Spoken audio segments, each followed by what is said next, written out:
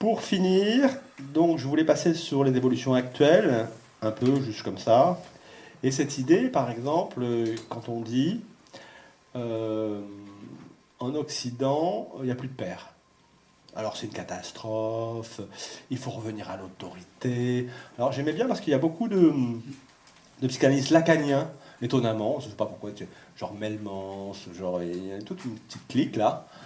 Je ne sais pas ce qu'ils leur prenaient, ces gens-là, tout d'un coup. Et alors, à fond, le retour de l'autorité, il faut rétablir le père, sans idée que...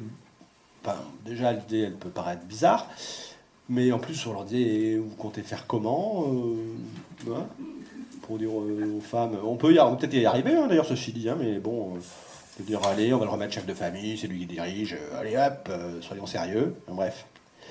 Et au fond, cette idée, donc, en Occident, on n'aurait plus de père. Voilà. Et au fond, si on regarde les choses, il semble que c'est plutôt l'inverse qui se passe. Parce que, par exemple, dans la famille monoparentale, c'est très souvent la mère hein, qui a 2 enfants, etc., pas de père, d'accord. Mais qu'est-ce qu'elle fait, cette femme-là?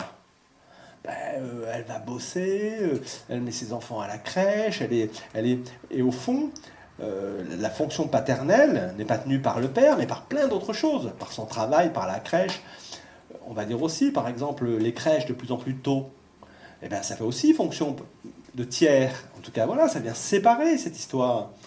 Le fait d'apprendre aussi l'écriture, le langage, d'écrire, tout ça fait séparation. Et au final, il y a beaucoup plus finalement de fonctions paternelles, de fonctions de la loi, de fonctions du tiers, dans nos sociétés, même sans père, que ne serait-ce au Maghreb, où là on retrouve jusqu'à 7 ans, le petit, même les petites, hein, sont complètement avec leur mère, et le père n'existe pas. D'ailleurs, les sociétés sont bien séparées, hein, il y a le père d'un côté, et les femmes et les enfants de l'autre.